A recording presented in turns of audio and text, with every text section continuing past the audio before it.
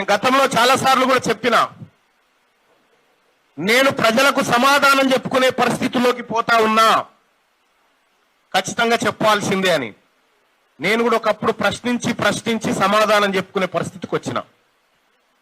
కాబట్టి సార్, తెలంగాణ రాష్ట్రంలో నేను తెలంగాణ రాజ్యాధికార పార్టీ అనేటువంటి పార్టీని ఎందుకు పెట్టాల్సి వచ్చిందంటే సార్, ప్రతి మనిషికి భావోద్వేగం అనేది ఉంటుంది సార్. ప్రతి మనిషికి భావోద్వేగం ఉంటుంది. కొంతమంది కోపం వచ్చినప్పుడు ఎవరిని ఏమనలేక గోడని ఇట్లా గుద్దిపోతా ఉంటారు. కొంతమంది కోపం వచ్చినప్పుడు పక్క వాళ్ళ మీద అరిసిపోతా ఉంటారు. కొంతమందికి ఆవేశం వచ్చినప్పుడు కాలుతో భూమిని తన్నుకుంటూ పోతా ఉంటారు. తెలంగాణ రాష్ట్రంలో సార్, నా సమాధానం స్టార్ట్ అవుతుంది. తెలంగాణ రాష్ట్రంలో బీసీలకు భావోద్రేకం వచ్చినప్పుడు గుద్దడానికి గోడ లేదు, తన్నడానికి అతని దగ్గర భూమి లేదు. కేవలం అగ్రవర్ణాల ఓదార్పులతోని సరిపోయింది. అంటే కనీసం ఓదార్పు కూడా తన వర్గాల నుంచి ఓదార్చేటోడు లేకుండా అయిపోయాడు. ఇది భావోద్వేగానికి సంబంధించినటువంటి ఒక అంశం. రెండోది, తెలంగాణ రాష్ట్రంలో బీసీలకు సంబంధించినటువంటి రాజకీయ పార్టీ ఆవశ్యకతకు ప్రధానమైనటువంటి కారణం ఒకటి, ఈ రాష్ట్రంలో మెజారిటీ ప్రజలకు హక్కులు లేకుండా పోయినాయి. ఈ రాష్ట్రంలో ఉన్నటువంటి మెజారిటీ ప్రజలు అడుక్కునే స్థాయిలో బతుకుతా ఉన్నారు.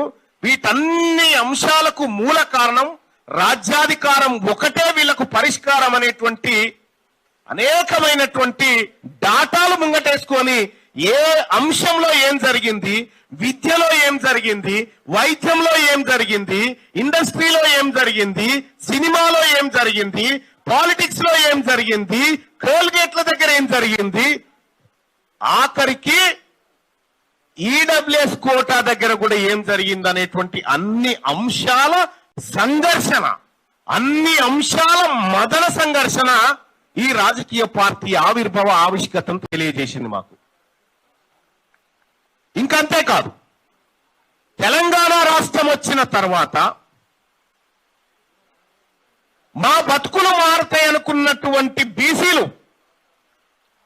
రేపేమొస్తుందో తెలియకుండా ఈరోజు శరీరాన్ని తగలబెట్టుకున్న బీసీలు, రేపు ఎలాంటి తెలంగాణ మన ముందు ఆవిష్కృతమవుతుందో తెలియకుండా రైళ్లకు ఎదురుగా వెళ్ళి పరిగెత్తి జై తెలంగాణ అని చనిపోయిన బీసీలు, ఒకవేళ ఈ రోజు వాళ్ళు బ్రతికి ఉంటే అమ్మో నేను పొరపాటున చనిపోయేవాడిని అనేటువంటి వాతావరణం ఇవాళ ఉంది. ఈ తెలంగాణ ఇప్పుడున్న పరిస్థితిలో ఉన్న తెలంగాణనే ఉంటది భవిష్యత్తులోని తెలంగాణ ఉద్యమంలో అసలు వాసినటువంటి బీసీలు అనుకుంటే ఆ రోజు ఒక్కరు కూడా ఆత్మహత్యలు చేసుకోకపోతుండే. వచ్చిన తెలంగాణ ఇది అగ్రకుల పాలకులు, పెట్టుబడిదారులు, పెత్తందారుల తెలంగాణగా మారింది తప్ప సామాజిక తెలంగాణగా మారలేదు. ఇది సామాజిక తెలంగాణగా మారాలంటే ఖచ్చితంగా ఆ సామాజిక అంశాల నుంచి పుట్టినటువంటి ఆలోచనలతోటి ఓ రాజకీయ పార్టీ పుట్టాలని తెలంగాణ రాజ్యాధికార పార్టీని తీసుకురావడం జరిగింది.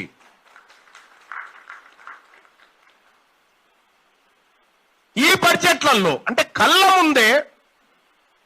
ముందే నేను ఒక పార్టీ నుంచి ఒకే ఒక్క మాట ఆ రోజు నేను కాంగ్రెస్ పార్టీలో చేరిన, మీ క్యాస్ట్ సెన్సస్ చేస్తాము, కులాలుగా మీ తలలు లెక్కబెట్టి మీకు అప్పగిస్తామనేటువంటి మాట రాహుల్ గాంధీ గారు చెప్పినటువంటి మాటను నేను విశ్వసించిన, ఇక్కడున్న పౌర సమాజం కూడా విశ్వసించింది. మీ వ్యాపారం అభివృద్ధి కావాలని కోరుకుంటున్నారా? అయితే వెంటనే క్యూనస్ ని సంప్రదించండి.